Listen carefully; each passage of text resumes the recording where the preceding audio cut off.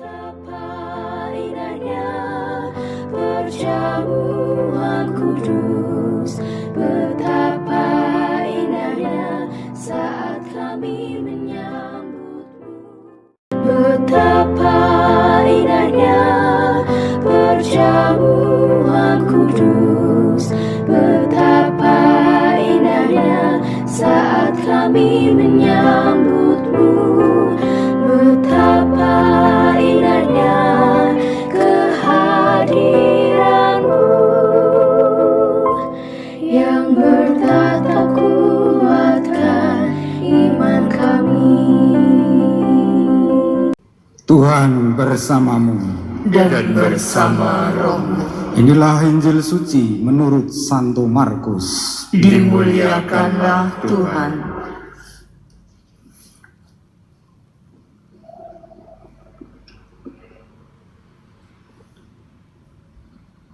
Sekali peristiwa, setelah Yesus menyeberang dengan perahu, datanglah orang banyak berbondong-bondong lalu mengerumuni Yesus.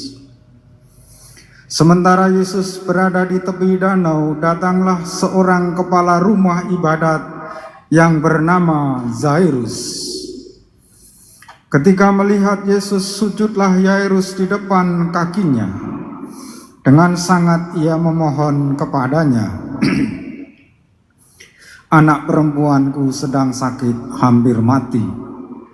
Datanglah kiranya dan letakkanlah tanganmu atasnya, supaya ia selamat dan tetap hidup." Lalu pergilah Yesus dengan orang itu. Orang banyak berbondong-bondong mengikuti dia dan berdesak-desakan di dekatnya. Di situ ada seorang perempuan yang sudah 12 tahun menderita pendarahan. Ia telah berulang kali diobati oleh berbagai tabib, sampai habislah semua yang ada padanya. Namun sama sekali tidak ada faedahnya, malah sebaliknya keadaannya makin memburuk. Dia sudah mendengar berita tentang Yesus. Maka di tengah-tengah orang banyak itu, ia mendekati Yesus dari belakang dan menyentuh jubahnya, sebab katanya, "Asal saja jubahnya kusentuh, aku akan sembuh." Sungguh, seketika itu juga berhentilah pendarahannya dan ia merasa badannya sudah sembuh dari penyakit itu. Pada saat itu juga Yesus mengetahui bahwa ada tenaga yang keluar dari dirinya. Lalu Yesus berbalik di tengah orang banyak dan bertanya, "Siapa yang menyentuh jubahku?" Murid-muridnya menjawab, "Engkau melihat sendiri bagaimana orang-orang ini berdesak-desakan dekatmu. Bagaimana mungkin engkau bertanya, siapa yang menyentuh aku?" Lalu Yesus memandang sekelilingnya untuk melihat siapa yang telah melakukan hal itu. Perempuan itu menjadi takut dan gemetar ketika ia mengetahui apa yang telah terjadi atas dirinya. Ia pun tampil dan sujud di depan Yesus. Dengan tulus ia memberitahukan kepada Yesus segala sesuatu yang terjadi. Lalu kata Yesus kepada perempuan itu, "Hai anakku, imanmu telah menyelamatkan engkau. Pergilah dengan damai dan tetaplah sembuh dari penyakitmu." Ketika Yesus masih berbicara, datanglah orang dari keluarga kepala rumah ibadat itu dan berkata, "Anakmu sudah mati. Untuk apa engkau menyusahkan guru?" Tetapi Yesus tidak menghiraukan perkataan mereka dan berkata kepada kepala rumah ibadat, "Jangan takut, percaya saja." Lalu Yesus tidak memperbolehkan seorang pun ikut serta kecuali Petrus, Yakobus, dan Yohanes saudara Yakobus. Mereka tiba di rumah kepala rumah ibadat itu. Di sana Yesus melihat orang-orang ribut, menangis, dan meratap dengan suara nyaring. Sesudah masuk, Yesus berkata kepada orang-orang itu, "Mengapa kamu ribut dan menangis? Anak ini tidak mati tetapi tidur." Tetapi mereka menertawakan Yesus. Lalu Yesus menyuruh semua orang itu keluar. Ia membawa ayah dan ibu anak itu serta mereka yang bersama-sama dengan Yesus masuk ke dalam kamar anak itu. Lalu Yesus memegang tangan anak itu, katanya, "Talita kum," yang berarti, "Hai anak perempuan, aku berkata kepadamu, bangunlah." Seketika itu juga anak perempuan yang berumur 12 tahun itu berdiri tegak dan berjalan. Semua orang yang hadir sangat takjub. Dengan sangat Yesus berpesan kepada mereka supaya jangan seorang pun mengetahui hal itu. Lalu Yesus menyuruh mereka memberikan makan kepada anak perempuan itu.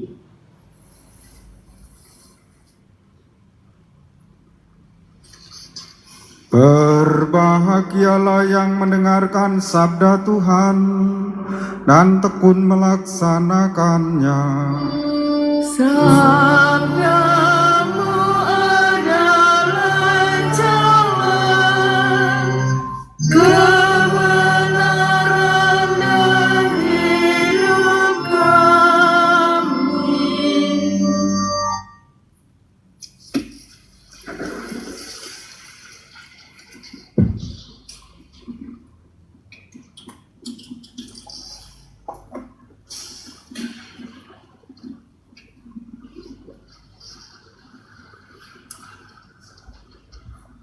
Umat Allah yang terkasih, ada beberapa umat yang bertanya kepada saya, "Romo, apakah sebaiknya kita tidak lockdown?" Lockdown itu artinya gereja ditutup kembali, tidak ada misa yang dihadiri umat. Saya menjawab, kalau Gubernur Lampung bilang lockdown seluruh Lampung, atau wali kota bilang lockdown Bandar Lampung, berarti kita juga ikut lockdown. Berarti gereja ditutup kembali.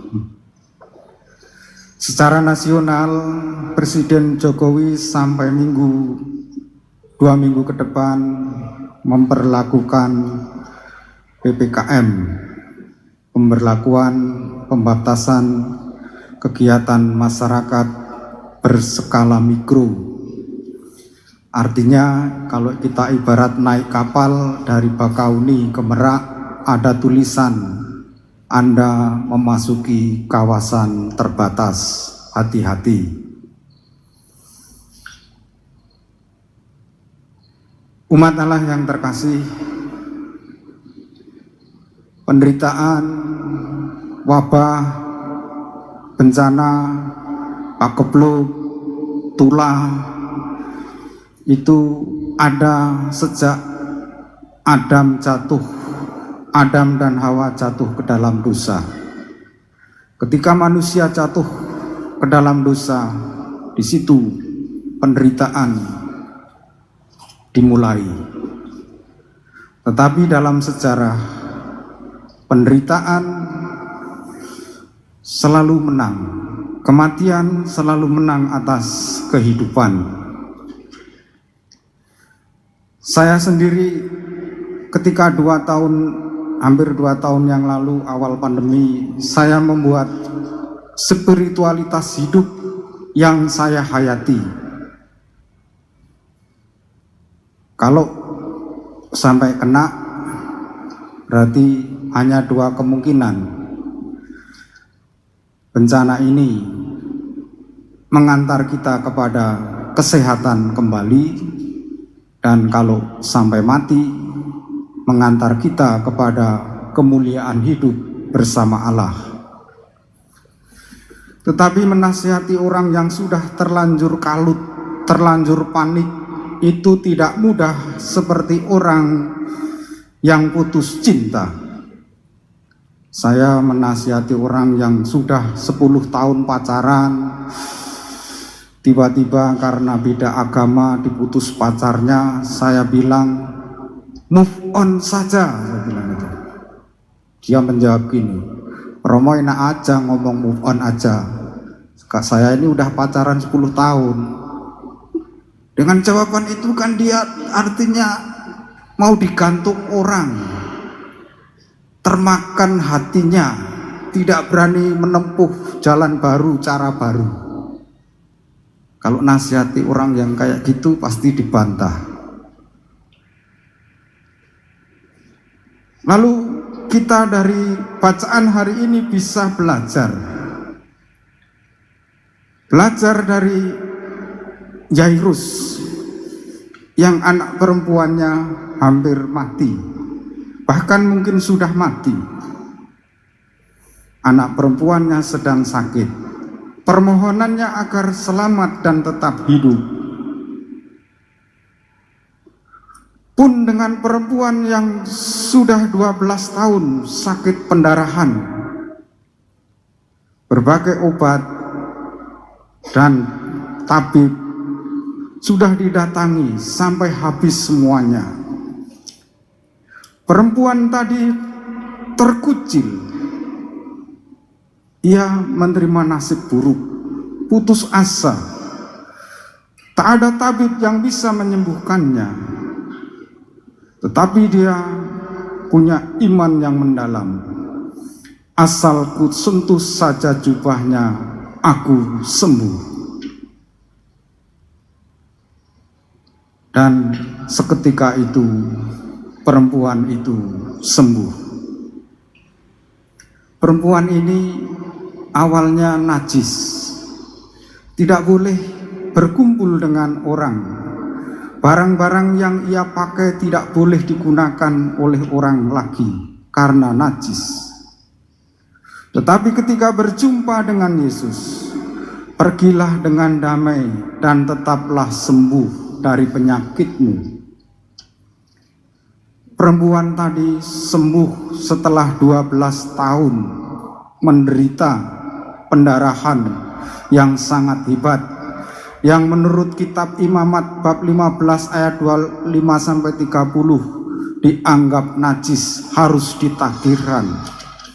Perempuan itu sembuh dari penyakitnya, sembuh dari kerohaniannya, dan dia kembali kepada masyarakatnya. Anak perempuan tadi, Yesus berkata dengan satu kata, talitakum, talita, yang artinya hai anak perempuan, disambung dengan kum, bangunlah, hai anak perempuan, bangunlah. Dan seketika itu juga anak perempuan itu bangun, lalu hidup sehat kembali. Umat Allah yang terkasih, dengan pemberlakuan pembatasan kegiatan masyarakat berskala mikro, kita masih hidup dalam situasi pandemi. Kita harus terus-menerus melawan pertempuran ini dengan kegiatan yang terbatas. Yang penting ikuti protokol kesehatan. Kalau sudah mengikuti protokol kesehatan dan misalnya kita kena penderitaan ini, mengantar kita kepada kemurnian hidup dan kesehatan kembali. Dan kalau kita, keluarga kita, beberapa umat kita ada yang mati, tidak ada obat di dunia ini yang sanggup mencegah datangnya kematian. Kalau dia mati pun mati, mengupayakan yang bisa diupayakan, lalu kematian mengantar kita kepada kemuliaan hidup. Kita tetap ikuti prokes, kita tingkatkan imunitas kita, iman kita. Barangkali situasi seperti ini masih lama. Perempuan tadi 12 tahun baru menemukan kesembuhannya, dan kita tidak tahu sampai kapan, tetapi kita harus selalu bergembira dalam hidup, bersuka cita dalam hidup, karena hati yang gembira adalah obat. Jangan kalah sebelum bertempur. Mari kita bertempur dengan iman, dengan kasih, dengan kebersamaan sebagai sesama manusia. Betapa indahnya